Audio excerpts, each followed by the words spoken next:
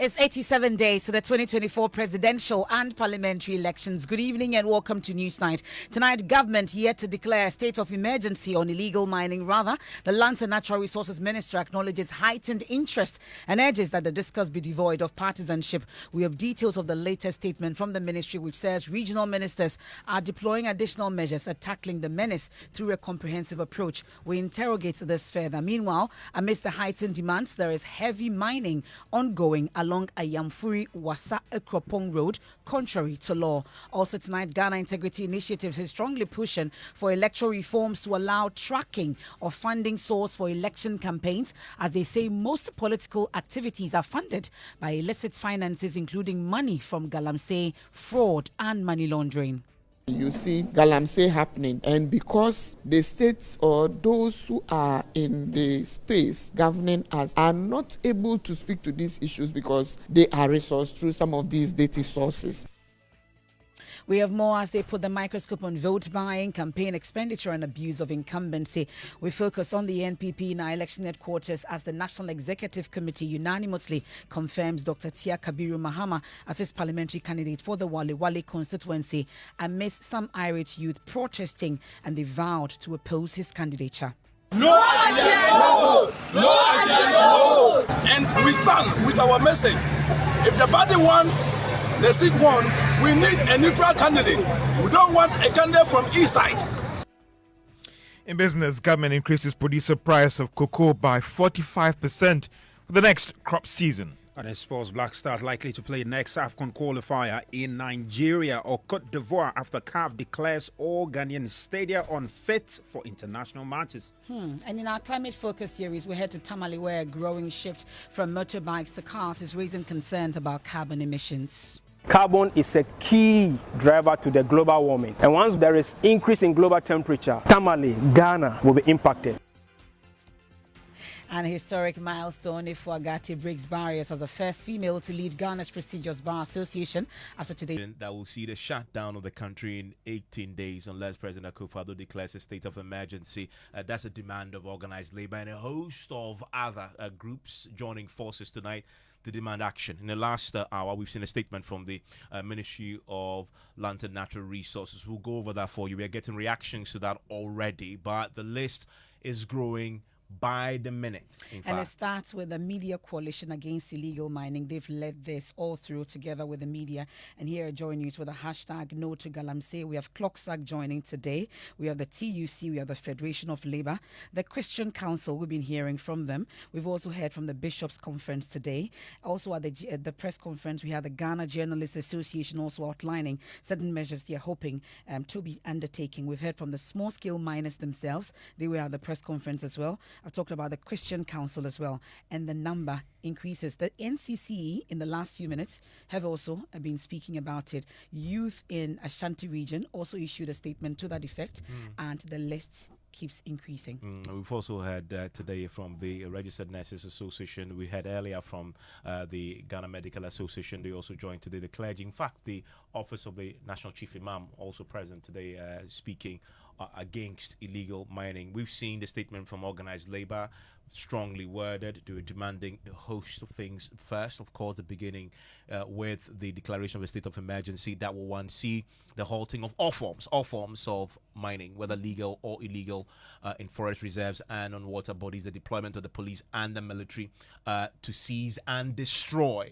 illegal mining equipment, the evacuation of equipment in these areas. Also, they've also tonight also asked the president with immediate effect under the state of emergency to evacuate not only the equipment, have his ministers and the authorities evacuate the mining equipment, but also revoke LI 2462, that controversial piece of legislation that was passed in Parliament, and that, by the way, was passed by the two sides. Indeed, it's one that matured over 21 sittings in Parliament, and a withdrawal of all licenses that have been granted for prospecting and mining in forests and protected reserves, also around water bodies under this particular LI that was passed, and the establishment of this special court that will prosecute those arrested engaged in illegal mining. So a raft of measures indeed that the organized labor had put out, and this is very similar to what we saw from the Media Coalition Against Illegal Mining earlier in the day at the press conference. And we've heard from chiefs as well, and they are also giving government up to the end of September issues also about 1 month ultimatums that have been given. Otherwise, for the Bono chiefs, for instance, they say they would reclaim their land, they would take their land if nothing is done about the situation. We've heard from the Asantehene Otumfo Seitu. We heard from the Ghana Bar Association during their bar conference also, especially the issue about the politicization of this particular issue for them has been condemned. They say it is regrettable and that is disgraceful as well. So these are some of the organizations and institutions that we've been hearing from. And you've been talking about that statement from the Lands and Natural Resources Ministry that's come up during Top Story and been getting reactions already to that statement. If you don't mind, we'll go through the statement once again in case you missed it. And it talks about the fact that the officials of the ministry, they've held extensive engagement with regional ministers to review the ongoing efforts at dealing with the canker of illegal small-scale mining. The meeting, it says, adopted additional measures at tackling the age-old national problem of illegal small-scale mining, that's Galamsey, through a comprehensive approach. Which comprehensive approach? We are yet to hear all the details. Now, government will continue with a dual strategy of reformative measures and strict enforcement. The regional ministers, alongside their respective regional security councils, RegSec, have also been mandated to intensify enforcement actions within their various jurisdictions to contain incidents of illegal small-scale mining. Additionally, also the statement says the Minerals Commission will enhance our reformative efforts, particularly through ramping up the establishment of responsible and legal community mining schemes which have regard to the preservation of our nation's environment and landscape. Government says they remain steadfast and committed to continue to restore order and ensure that mining activities are conducted sustainably and legally in the national interest, and they are entreating all and sundry to support these efforts to enable us protect our environment. And it concludes by saying that government warmly welcomes the heightened interest in this all-important national issue and urges the discourse to be devoid of partisanship so as to enable us galvanize the needed national and collective support to root out this canker. But Evans, the minister, the Lands and Natural Resources Minister, was on the SMS right here on Joy 99.7 FM last week and mentioned that a number of things were going to be done. A crackdown, he mentions. Also the fact that there will be a stakeholder meeting within 24 hours, which was going to give briefing to what exactly is happening in terms of this crackdown that you talk about. I see a number of words put together in this particular statement. I don't see any action. We'll be hearing shortly from the Media Coalition Against Illegal Mining. They've been reacting to this, organized labor too, but already organized labor and its allied groups are mobilizing across the country right now. They want to put more than 1 million people on the streets across the country to force action. Listen to Senor Hossi, who was at the press conference earlier today. There are many people sitting in their homes and their offices. Ghana's middle class is our biggest disappointment. We sit in our rooms and we talk and talk. When we are out, everybody's hiding. Where are they? Exactly. What we got to know here is that we will not get the Ghana we want if we fail to fight for it. Our politicians will join all these people doing all these crazy things, these dishonorable things, and loot our state. Their children are abroad. They will make their money enough to buy, they buy these days Voss. I go to politicians, I go to their houses, and I see expensive pure water, imported pure water, Voss. Who is thinking for you? If we do not fight for Ghana, nobody will fight for Ghana. So if you call yourself a Ghanaian, this is a fight to lay down your life for.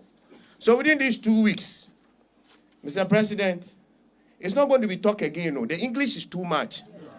We are going to hit the streets. We are going to put 1 million boots on that ground. We're traders. And let everybody know that Ghana does not belong to a very small few who we grace with power only for them to abuse us and destroy the lives of ourselves, our children, and our children's children. Where is the future for Ghana? Please, that docileness of Ghanaians must end. It must stop. It must totally stop. The political class will continue to take advantage of us unless they see that we can stand up and we are not the timid people they think we are. And we've heard from the ministry tonight. We went to the statement for you. We get the reactions pretty shortly on this. But that interview that we had, last time we heard from the minister was on the Super Morning Show. He laid out a raft of measures that they will be taking. We are going to have the review today, and I'm 1,000% certain, and I can give you the firm assurance that we're going to ramp up our enforcement measures. So all these places you are talking about, we're going to have a cleanup there. We're going to have a complete soup. We're going to send law enforcement agencies to take a soup of that whole stretch. And not just there, so many other places, particularly the central region. We're going to do that. You can be rest assured of that, and you can monitor that. As I say, Operation Halt has never been a continuous operation. It's always been a surgical one. And whenever we find that there's a particular place where there's a rise in illegal mining, or there's a rise in activities and PDT and the rest, we move them in. We're going to conduct the review today, and within the next 24 hours, we're going to find the resources and move them. And of course, that statement had come out now, dated today, listing a number of things that they'll be doing, including a meeting with regional ministers who have been asked, working through their regional security councils, to intensify enforcement actions within various jurisdictions to contain incidents of illegal small-scale mining. We'll also be hearing from the Ghana Integrity Initiative pretty shortly. But listen to Dr. Ken Ashigbe. He's a convener of the Media Coalition Against Illegal Mining, giving me this reaction to the ministry's statement on Top Story. The Natural Resources Ministry. Is this enough? So even so, you see that the Minister for Land and Natural Resources does not get it. All these things, what is new amongst the things that he said? All these things you are doing, you've been doing it, and stability of water is at 14,000 NTUs, and you say regional ministers. The regional ministers drive past, and they see the mining, the illegality. They don't have the capacity. The actions that have been said does not satisfy what we are asking for. It does not satisfy what we are asking for. It just tells you that they don't realize the fact that we are in a crisis. It just tells you that they don't see the enormity of the challenges that are facing us. We've had regional ministers here before. We had a minister, the president meets the DCs, some time back. What happened to it? So maybe the Minister for Land and Natural Resources, he's not read the 3 points from Libya. He's not read the 5 points from the Media Coalition. He's not read all the Occupied Ghana. They've not read, because the things he's saying is the same thing. And it is said that the person who does the same thing and expects to get different results, that's a description for that kind of person. And this, unfortunately, would not deal with the situation that we have at hand. So that's the convener of the Media Coalition Against Illegal Mining, Dr. Kenneth Tachigbe, speaking a while ago on Top Story, reacting to that particular statement issued by the Lands and Natural Resources Minister. We've been hearing from the minister himself. But in the midst of all this, the heightened call for a ban on illegal mining, or the state of emergency declared by the president, illegal miners have taken over the main Ayamfuri-Wassa Ekropon road, digging and mining heavily, contrary to mining regulations in the Western region. Well, the Minerals and Mining Act, we know, that's 2006, Act 703, prohibits mining within settlements. Now, Section 15 of that particular act also outlaws mining in an area within 50 meters from a public road.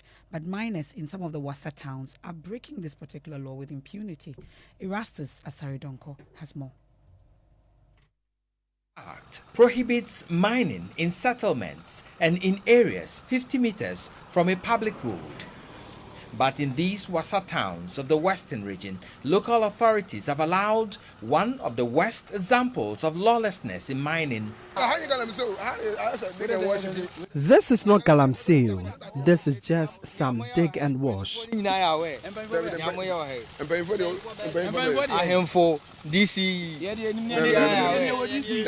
don't have any links with the DCEs. There are many types of galamsey.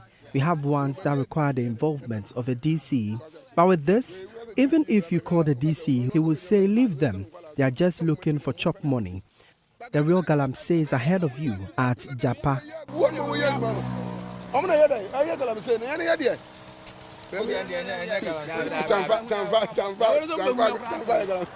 Huge pits, active with excavators and other mining equipment, have taken over the main Dunkwao Ayamfuri road. Settlements in towns like Wassa Ntwintwina, Japa and Wassa Adiemra have turned into mining sites. At Wassa Dadieso and Japa, we noticed a free-for-all unhinged galamsey endorsed by local authorities. Huge pits and artisanal washing bays line up the Ayamfuri-Wassa road, actively processing gold. The poisonous residue from their illegal activity flows into the environment, into settlements, and by the public road. Some illegal miners who were seen mining by the main road at Wassa justified their actions. Mind your business as you are working. Has anybody stopped you? Why should we stop? This is what we do, and we don't have anything to do with the government. Should we pull guns to go on robbery for money? We work hard for our daily bread. We don't want to steal. We don't have any other option. Reporting for Joy News, Erastus Asaredonko, Kumasi. Talking about groups joining the fight, we are hearing also tonight from one state institution, that is the National Commission for Civic Education. They're joining the growing calls for a total ban on galamsey. The Commission's chairperson, Kathleen Addy, says the illegal mining activities causing wanton distractions to our water bodies and natural resources. Listen to her. Government has the power. They are the elected representatives of the people. They have the power to do that. You understand? But as I said, galamsey is not something that started today. So in order to avoid politicizing, we want to say that the people who have led the Fourth Republic should make a commitment. We are in election season. You understand? People are looking for votes. Let us tie our votes to a commitment, a clear commitment, not two-sidedness, not saying one thing and then saying another thing elsewhere. We want to hear commitments from those seeking power, that they are committed to the fight and they are willing to take actions against it. We want to hear that clearly. I think we haven't heard that clearly, and it's a great source of concern for all of us. So yes, galamsey can be banned. We can come up with alternative solutions. Mining is not necessarily a bad thing. We can have mining going on. It's been going on for over 500 years in this part of the world. So mining is not necessarily a bad thing. It is the way in which we are doing it. The willful poisoning of water bodies, the destruction of forests, now forest reserves as well, is what the concern is about. And those activities are illegal activities, and illegal activities must be dealt with accordingly. So yes, galamsey as an illegal activity can and should be banned. And that's the NCCE chairperson, Kathleen Addy there. And also tonight, the Ghana Integrity Initiative is pushing for major amendments in the country's electoral laws to clarify how political parties can raise funds for campaign activities and allow the tracking of financial flows for campaign financing. Well, the group is worried about illicit source of funding, including those coming in from galamsey, fraud and money laundering by political parties and individuals in their quest to win political power. We can hear from Executive Director of the group, Mariada. When it comes to issues around how to get the money to engage, people are not bothered about integrity.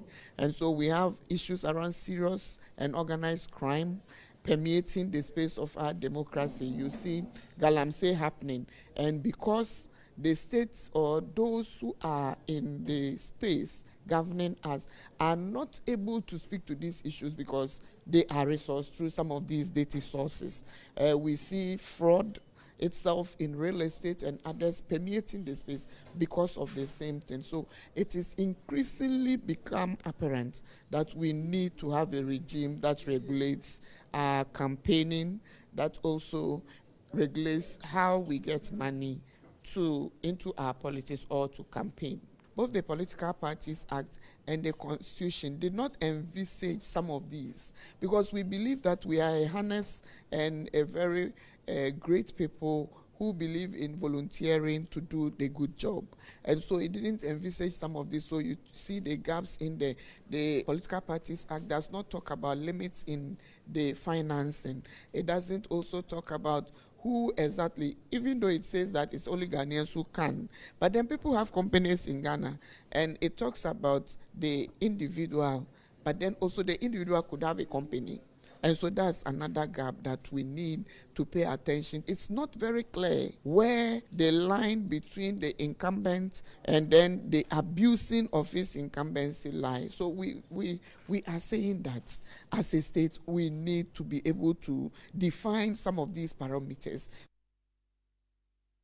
They are also monitoring and tracking incidents of vote buying, campaign financing, and abuse of incumbency in the lead up to the polls. The Ghana Integrity Initiative Consortium is put together the projects, and it's intended to monitor campaign spending, track the abuse of incumbency, and document instances of vote buying during the 2024 presidential and parliamentary elections. This would go out there that the people of Ghana should be aware that the Ghana Integrity Initiative and its partners, the CDD and GACC, are out there monitoring in over 100 constituencies to capture instances of abuse of state resources, abuse of vote buying, and also instances of campaign finance violations. Well, perfect time to bring you Climate Focus today because we take you to Tamale, where the capital city there in the northern region. For years, motorbikes have been the preferred mode of transport for many residents, and myself. Do you know how to ride a motorbike? Of course, I do. Do you? No. When you go to Tamale, what do you do? Rather walk or pick a car. You don't hop on the back of one? No. You should. So you should scary. try. You should try. Once you wear your helmet and you're safe, you're fine. But lately, though, there's been a significant shift towards car ownership. In this story, Mahmoud Mohammed Nuruddin explores the implications of this trend on carbon emissions and why motorbikes remain a more convenient and environmentally friendly option.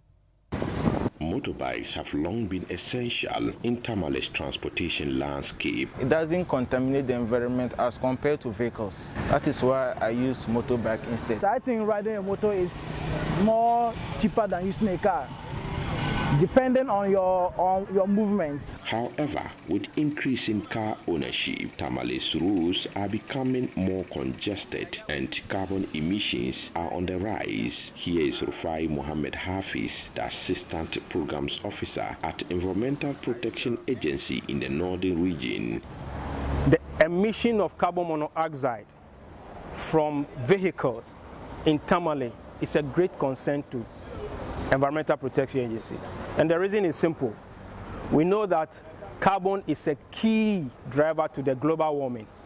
And once there is increase in global temperature, and for that matter, there are no partition in the global airspace, Tamale, Ghana, will be impacted. Let's look at the numbers. A motorbike emits averagely 0.1 kilograms of carbon dioxide per kilometer, while a car emits averagely 0.2 kilograms of carbon dioxide per kilometer. That is twice the amount of carbon emissions. Professor Thompson Ano is a senior lecturer at the Department of Meteorology and Climate Science at Kwame Nkrumah University of Science and Technology. Your carbon footprint depends on the engine capacity that you are having. So if you have a 2-liter engine capacity combustion engine, you are going to give a less emission of carbon dioxide than somebody who is having a 3.5-liter combustion engine, if all other things being equal. So what can be done to promote sustainable transportation in Tamale? Rufai again.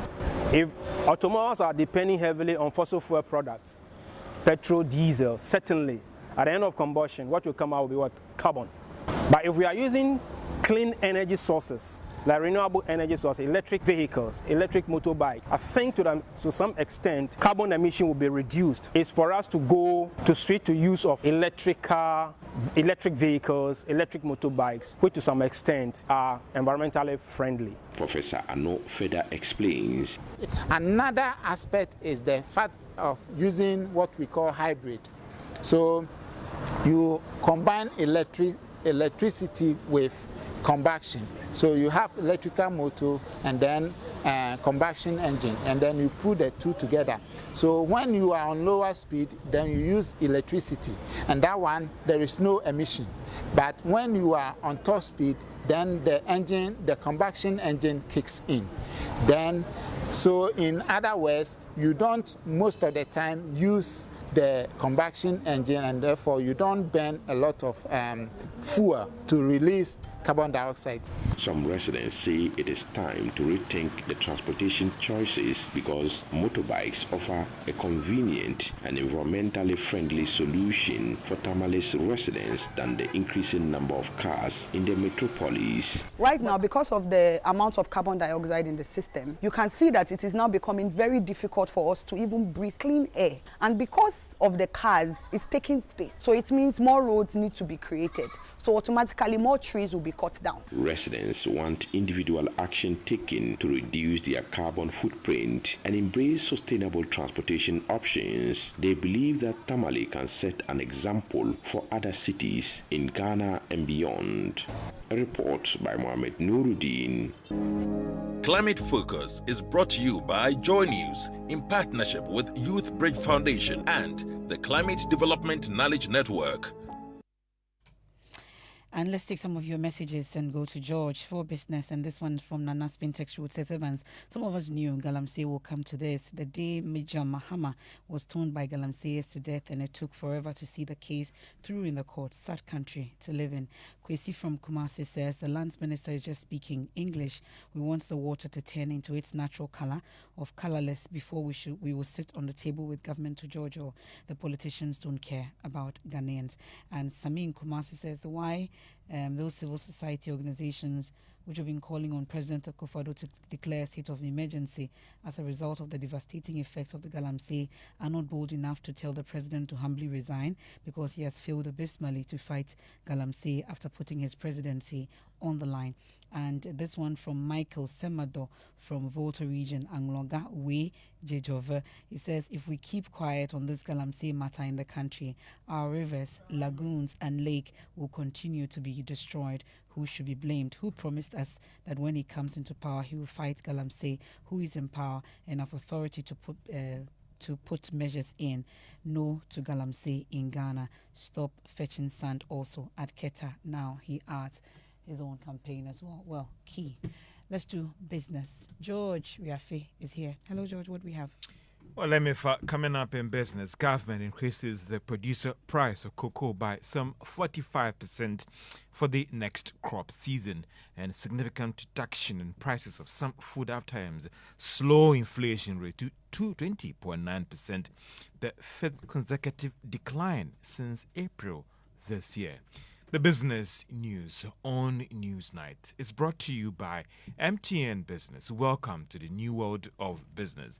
Kingdom Books and Stationery, Synthesis Tanks, and Pepsodent Herbal and Charcoal.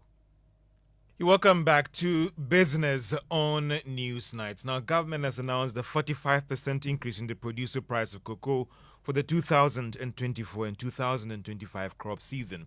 By this, a 64-kilo bag of cocoa has increased to 3,000 Ghana cedis from the 2,070 cedis. Speaking at the press briefing, Minister for Food and Agriculture, Dr. Brian Champon, said this cumulatively has increased the entire season to almost 130% for that ton of cocoa beans.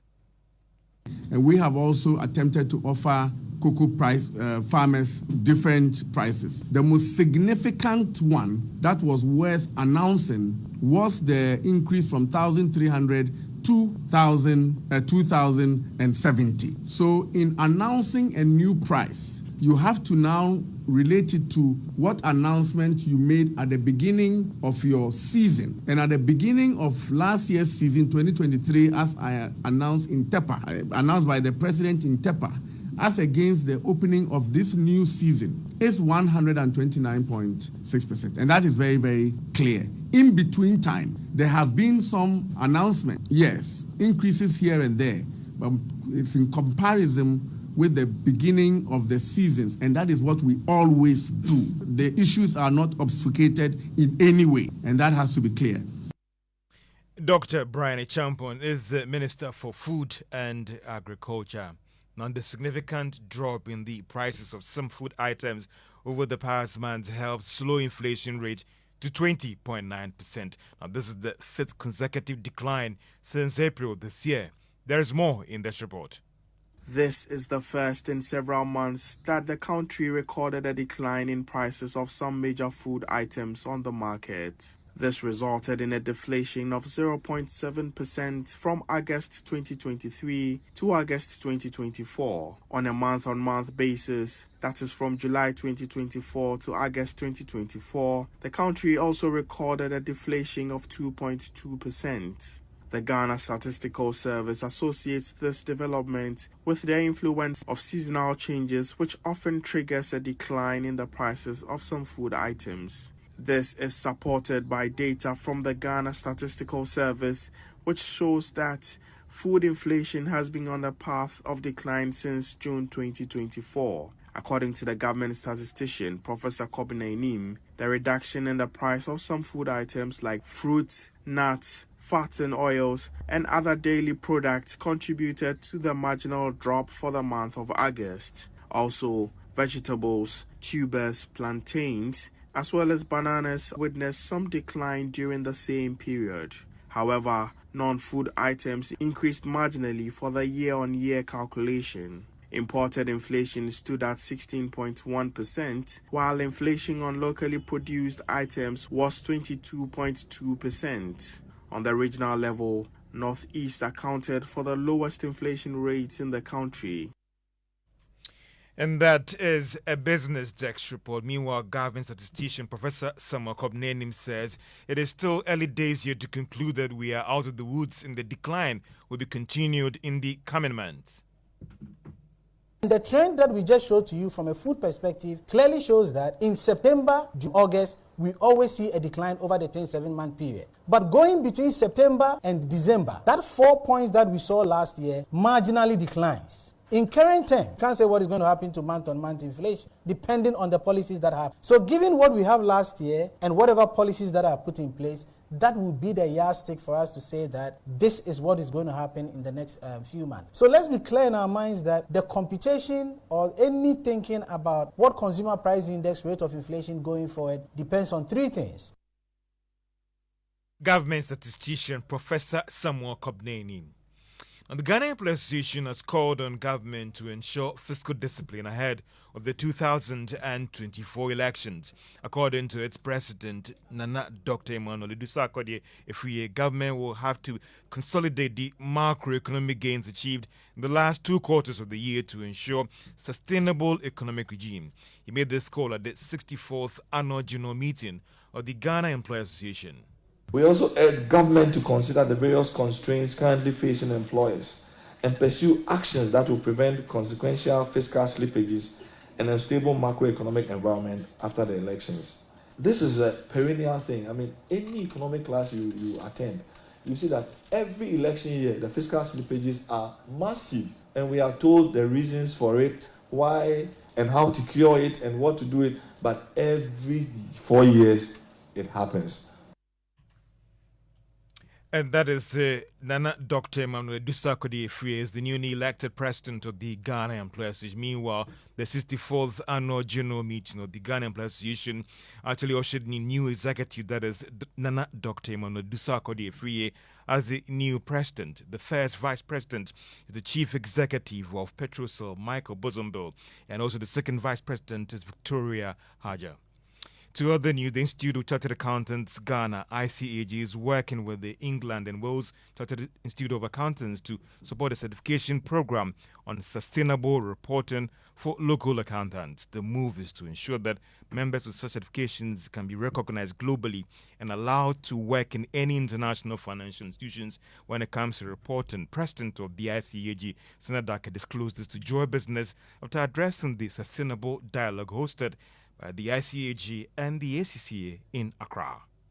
We are having voluntary reporting now. When we come to mandatory reporting, we need only certified people to be able to issue or endorse the financial reports. So who are those people going to be? The Institute is preparing itself to be issuing certificates, and we are working with some international organizations so that we will have that global recognition that when you are certified as a sustainability reporting expert in Ghana, you'll be able to work anywhere in the world. And the institution that we are working with directly at the moment is the Institute of Chartered Accountants, England and Wales. Already some people have finished their certification program on pilot basis, and there are other programs that have been lined up to make sure that we get more certified people.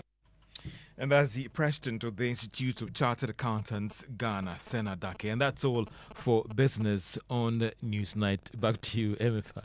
Thank you very much, George. And let's take you to Kumasi in that historic milestone. And the Ghana Bar Association has its first female president, and we're all excited about that. Efua Gate is the new GBA president, and during that election that was held earlier today, she won the election with a convincing margin, securing 1,208 votes as against her opponent's 1,060 votes. That's Agbesi Jakpasu. Well, after 2 failed attempts to lead the GBA, the immediate past chair of the Greater Accra branch of the association has been giving the nod to lead the legal profession. Nana Boachi Dankwa Yadom has more.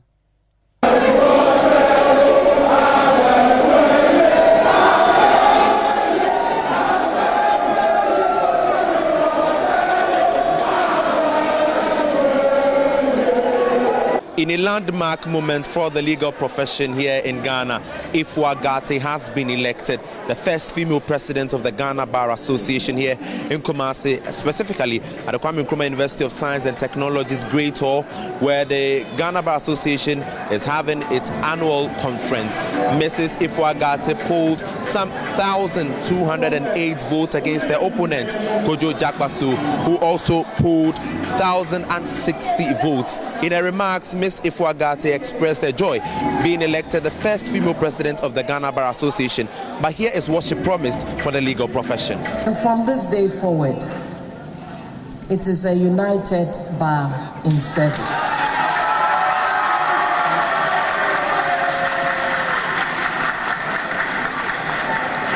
No divisions, no factions, it is over. It is time that we put our shoulders to the plow and work to deliver what we believe should be the bar in progress. This indeed is something new, something novel, that the bar, for the first time, has entrusted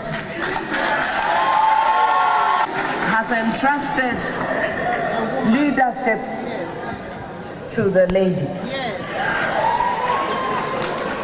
And I know that with God's help, we shall make you proud. We shall serve you with all our ability. And we shall make sure that you will never, never regret this choice. Well, people do say that the Ghana Bar Association has been politicized. Is that the case? The Deputy Attorney General, Alfred Tuyaibwa, says that the Ghana Bar Association remains independent. Here is what he had to say to the newly elected president of the GBA, Ms. Efua Gate. I think that such remarks have no basis. If you come to the Ghana Bar Association, we have people belong to various political parties. When it comes to elections, we do not consider political leanings. When it comes to elections, we look at individuals, we look at competence, we look at how people, those people can deliver. And all those who contested, they are members that I can say have the requisite qualification. It's not about being political. The Bar Association is non-political, even though members have their political parties that they belong to. But we've never run this association as a political party, no. So going forward with the new leader, your expectations from Efua Gate? I expect that the new leadership of the bar will bring everyone on board. You know, after elections, people contested, people have lost, people voted for other people have lost. They need to bring everyone on board. And the bar association, as we've all known it, has been a very strong force. Let's consider in that direction. Let's support the governance structure of this country as and when there's a need for the bar to come in and make a point in the national discourse. That certainly will be done. After being announced president-elect of the Ghana Bar Association, Ms. Efua Gate is expected to be sworn in as GBA president on November 4th, 2024 in the Greater Accra region. For Joy News, my name is Nana Boachi Dankwa Yadom, Kumasi. And it's time for fact-checking. Let's focus on some recent claims on Ghana's performance indicators made by the Vice President and flag bearer of the NPP. Now, Dr. Bawumia claimed that there is not a single area that this government has not performed better than the previous one. There's not a single area that you can point to that you say that this sector, the former government performed better than you. The claim that this government has performed better than the previous one in all areas is false. Now, it would have been true if Dr. Bawumia had just said his government has done better than the previous NDC government in areas like commercial bank lending rate and the current account balance. But the records in areas like GDP growth rate and inflation do not back his claim. According to data from the Ghana Statistical Service, the NDC in their first term under Mills recorded a higher average growth rate compared to the NPP. The NDC recorded an average growth rate of 8.95% between 2009 and 2012, while the NPP averaged 5.32% between 2017 and 2020. Again, in their respective second terms, the NDC under John Dramani Mahama recorded a 3.9% average growth rate, while the NPP in 3 years of their second term had a 3.5% average growth rate. The NDC also outperformed the NPP in the area of inflation within the periods under review. And that is Raymond Elka with fact checking. Today is now time for sports, and Ms. Bao is here with the latest. Hello, Ms. Bao. Hello, Evans. We have a big problem in our hand because at the moment we do not have any CAF certified stadium to host any of Black Stars international matches. To all our stadiums, by the way. Well, the pitch are in terrible states. Terrible state. Not I mean, good you mean for, we can't grow grass? I mean, we just can't keep it. We can't keep it. You grow it today. You grow it in grass, July. green grass. You grow it in July. They lease it out for a checked activity for funeral, and they destroy the grass, and it's just in a very poor state. So I mean, Cape Coast Stadium, Accra Sports Stadium, Esipon Stadium, Barbara Sports Stadium, Aliu Mahama Sports Stadium. These are the key stadium facilities we've got, but all of them are not certified by CAF to be able to host our match come October against Sudan, and we are likely to play our home matches either in Nigeria or Cote d'Ivoire. Daniel Cranting has the details. A monumental embarrassment awaits Ghana after the Confederation of African Football withdrew approval for the use of the Baba Yara Sports Stadium for the AFCON qualifiers.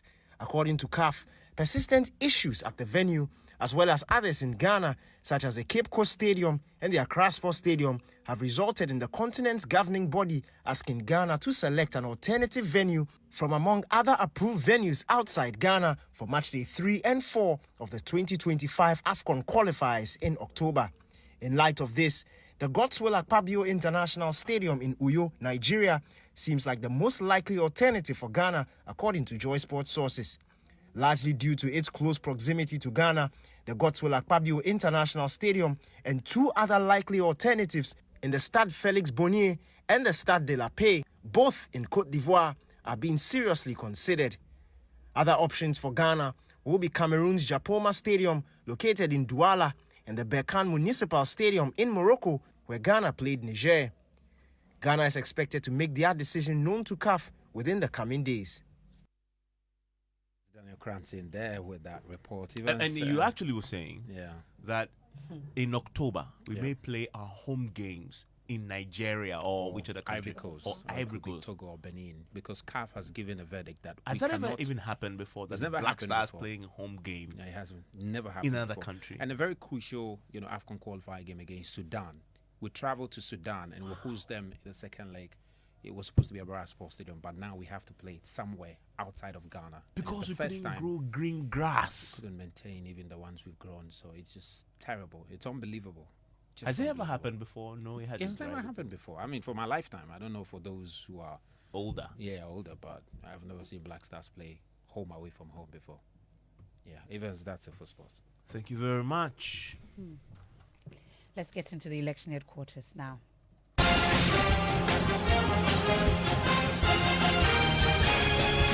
Election Headquarters is brought to you by Petrosol Platinum Energy, Energizing Dreams, the Chartered Institute of Management Accountants CIMA, and the American Institute of Certified Public Accountants AICPA, together as the Association of International Certified Professional Accountants, German Ozone Medical Center, Alternative Therapy, Dental, Wellness and Beauty, Chopbox Technologies, a convenient service, and Youth Bridge Foundation, bridging the gap for positive youth development.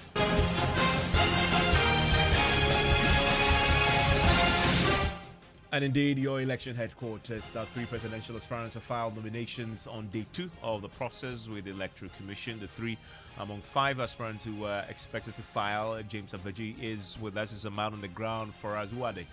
Evan, so Alan Kojo Chiramating of the NOW Alliance for Revolutionary Change, Kofi Cranton of the New Vision Movement, and Alhaji Frimpong of the National Democratic Party, NDP, have all filed.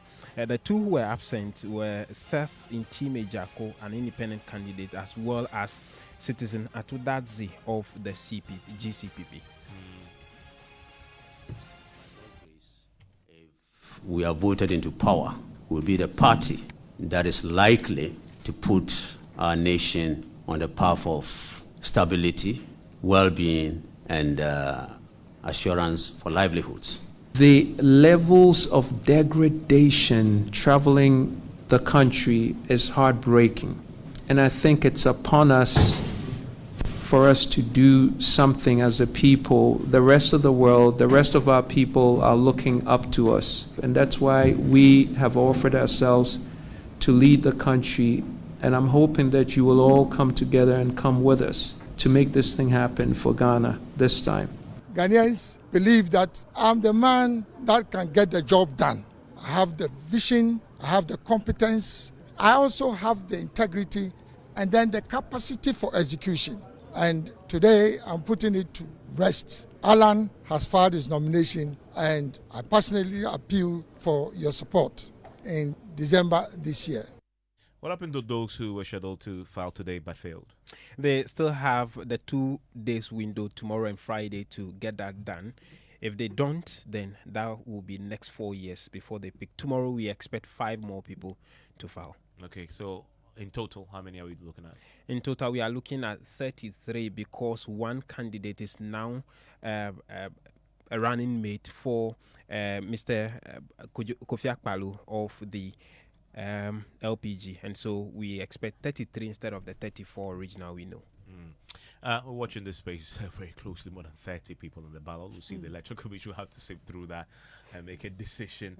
To the political parties now, the NDC. Flag bearer John Mahama has vowed that the NDC will scrutinize the electoral process at every stage, urging supporters to join the party's protest on September 17 to express their displeasure at what he describes as the discrepancies in the voters' register.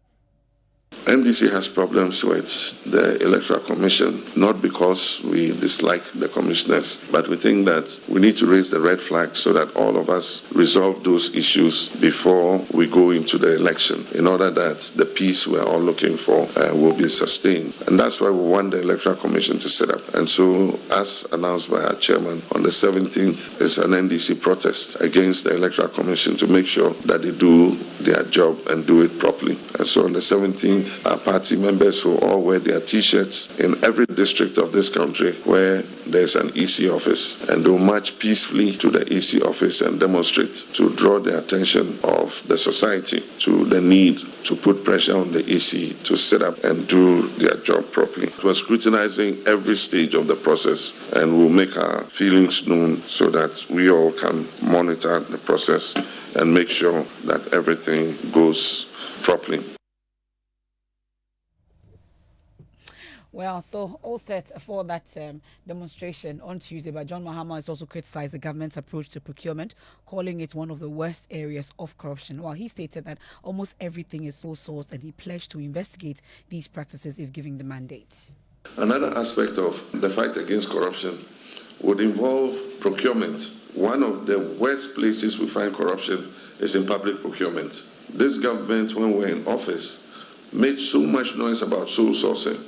But in our time, sole sourcing was used mostly for projects that were funded by certain countries.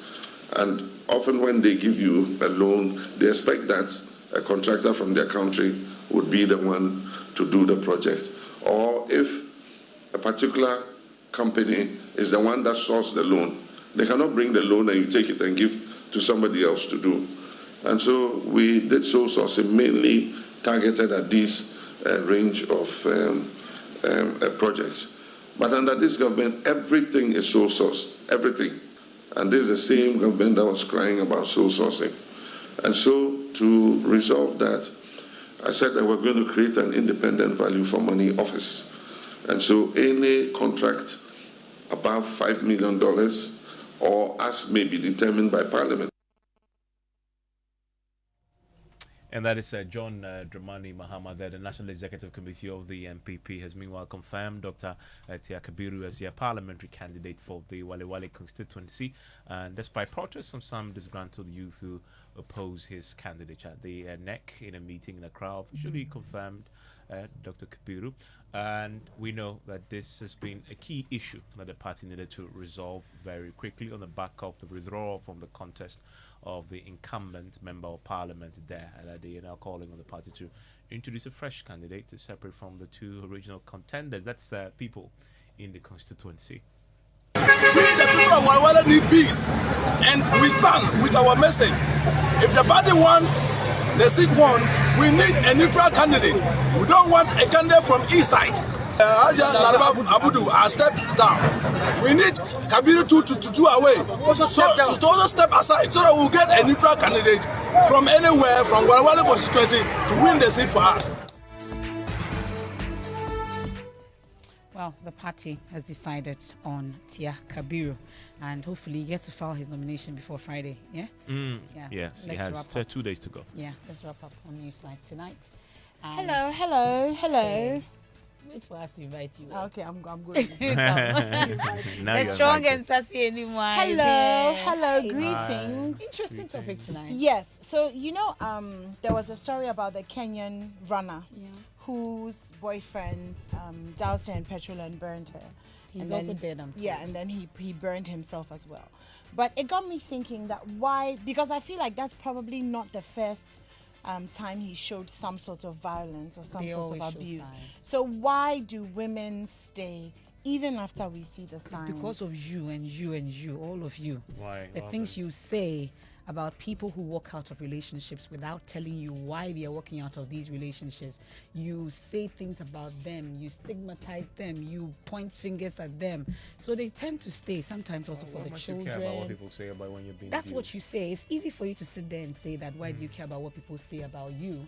But really, and society is way more say, difficult on women than it is on men. When you walk out of a relationship or a marriage, people are very quick to point fingers at you and say, you wearing this. How many of you been abused before? You wearing this? No. And the funny thing is, when you speak to somebody who was abused and they tell their story, they'll tell you that the first few times they went and told their story, they asked them, what did you do? We are me no care. Like, how did you provoke the situation? As if it's anyways. So that's the conversation that we're having. They always tonight. give you a sign. They start by screaming, checking your phone, doing all those things. They always give you a sign. They give you a sign. Yeah, MFI, I Look can out tell for you are those really signs. passionate about this. Yeah. I wish you were joining us tonight. That would have been nice. But anyway, stay tuned in. Strong and Sassy coming up next.